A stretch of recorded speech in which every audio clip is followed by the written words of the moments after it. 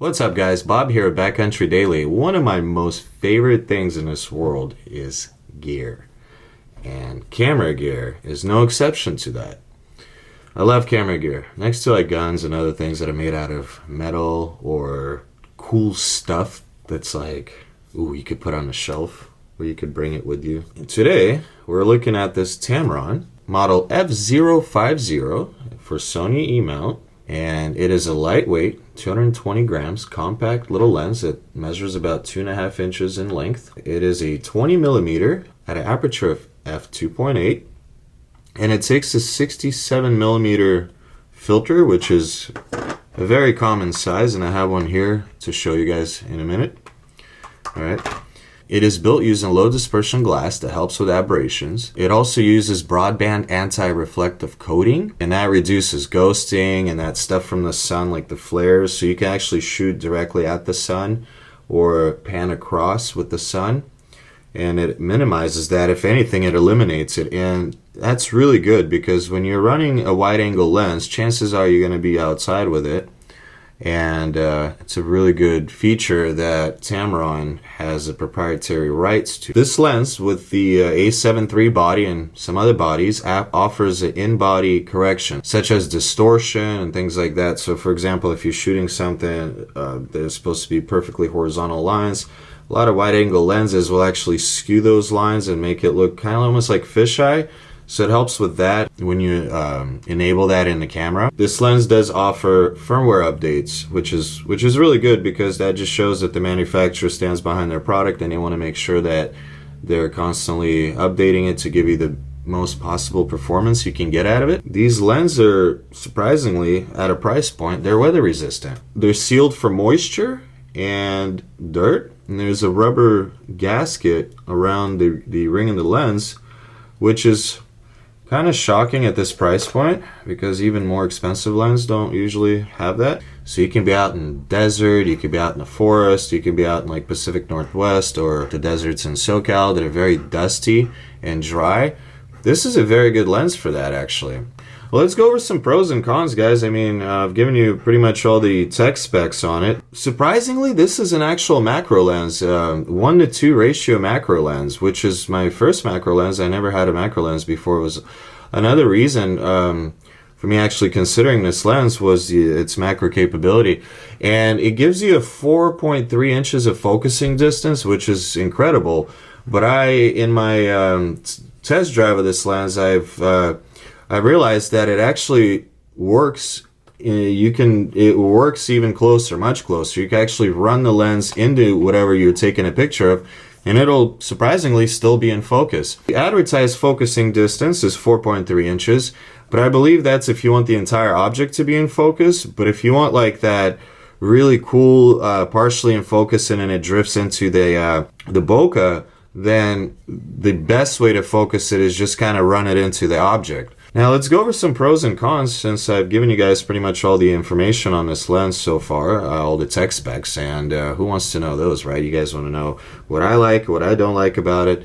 And so far, I got to be honest, this has been the most fun lens I've ever used, period. I've only used it for a few days, so not much, but it's enough for me to definitely not want to take it off the body. And a huge reason for that is the macro feature. It being such a wide angle lens and it being so lightweight, so you can vlog with it. So light. I know. The Tamron lenses these days are really good. Yeah, I mean, I'm really thinking about getting this one because of its weight and how it's going to be funner to use. Yeah, it's going to be fun to use, and I already have filters for it. And like I said, it's very fun. It has a macro feature. It's inexpensive. It's well made. It's made by a reputable brand, Tamron. I mean, we all know Tamron. It's a full frame lens.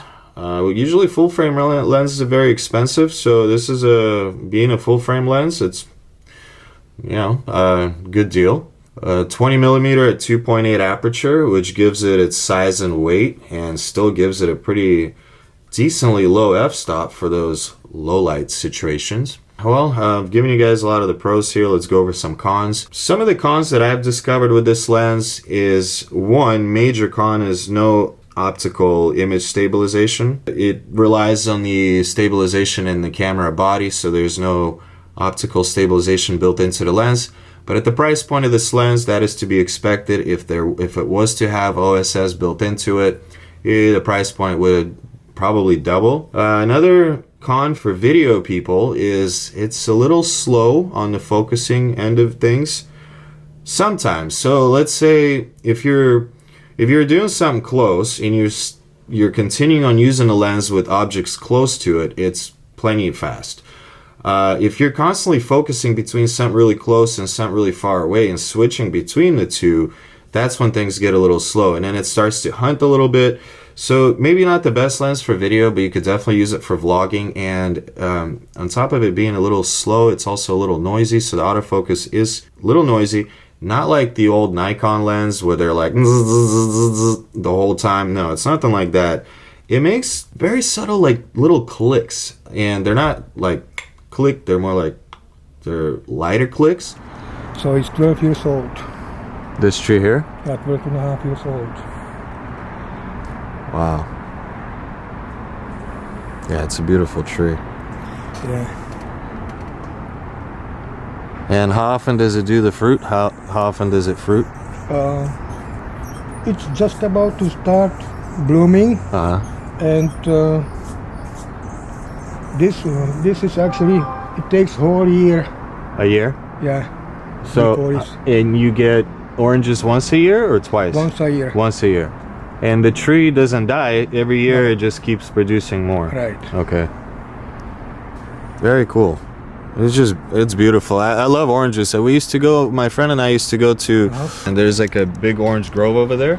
And we used to go over there and pick them. They're so good, freshly picked. They're not ripe yet, right? These are almost, right? Almost. I would like to try a couple when they're ripe, okay? But how would you picture too? It's incredible how close you can get to this. I'm pretty much touching the plant with my filter. It's not bad, honestly. And again, if it had snappy autofocus and if it was dead silent like the Sony Zeiss, for example, well then the price would be 3 times more. So I believe that's how they're able to keep the price down. Now the build quality is pretty decent on it. It is made out of some, seems to me like high quality plastics. It does have a metal lens mount, of course, and the ring, a lot of reviewers saying that it's plastic. It does feel a little rubbery, but it's not a full rubber. So it's not very hard plastic. It's more like hard rubber, but it does have a nice feel to it overall. And I would say the build quality on this lens is even better than like a Sony FE 58 f1.8. I like this better, and it's weather sealed. The Sony lens is not. And that Sony lens is also lacks image stabilization. So as far as that goes, they're in a very similar price point. And I think Tamron has a little bit of an edge in terms of a build quality over that Sony lens. Now let's go over my reason for buying it. Since I live out in the desert, the weather sealing kind of sold me on it. The price point sold me on it. The fact that it's 20mm f2.8, super lightweight, sold me on it. Yeah, sure, I mean it has a few cons, but I could look those cons over and I can work with them. There's no perfect lens. I could totally work around those cons, especially using like an off-camera mic. Totally solves the clicking sound that it makes focusing. What was the other con? The slow focusing. Well, if I'm shooting like landscape, it'll focus just fine there. And if I'm vlogging, then I'm going to stay right next to the camera. It's going to focus just fine there too. Not sure how often I'll switch in between. An extra second isn't going to hurt anything. They're still pretty quick. I mean, we're so spoiled with these Sony Zeiss E-mount lenses that focus with these, like, what is it, 680 something sensor points on this camera. We've been very spoiled by that. So when I say that slow focusing, it's no like D750 Nikon slow focusing. No, not like that. This is still very fast. It's just slower than like the Sony Zeiss or the Sony native lens. And not even all Sony native lens. Like the 50 is pretty slow too. kind of breaks even at the end of the day. Oh yeah, and of course it's a prime lens, so that's another reason why I picked it up, because I don't really have any full frame prime lenses except the 50, and this is a good wide angle lens where I could shoot landscapes, I can vlog with it, car photography, even maybe product reviews. I'll have to see if the focus is going to be fast enough for that, but so far it's been fine. And I'm definitely going to show you guys some image samples of both the video and the stills. I'm sure you've all been waiting for this moment. The price point is, it's currently on sale for the holiday season of 2021, and it's currently priced at $249 US. At the point of its release, it was $349 US.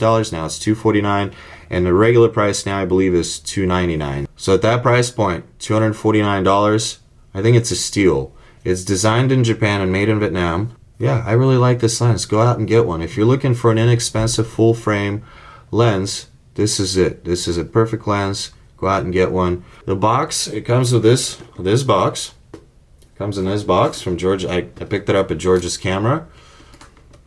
You can see Sony mirrorless. And inside the box, we get a lens hood, which gives it that nice look. If I can install it right. See. Here we go. All right. So here's that. Okay. Comes with of course, the lens cap. And let's go ahead and put on the ND filter.